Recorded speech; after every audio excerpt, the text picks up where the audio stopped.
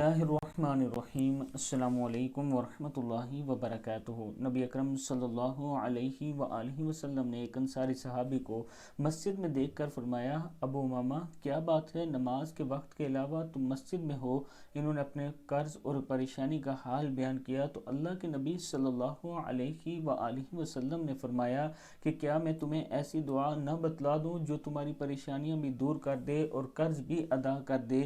انہوں نے کہا، ضرور یا رسول اللہ صلی اللہ علیہ وآلہ وسلم۔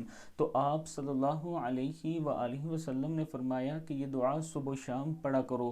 اللہم انی اعوذ بک من الہم والحزن واعوذ بک من العجز والکسل واعوذ بک من الجبن والبخل واعوذ بک من غلبۃ الدین وقہر الرجال۔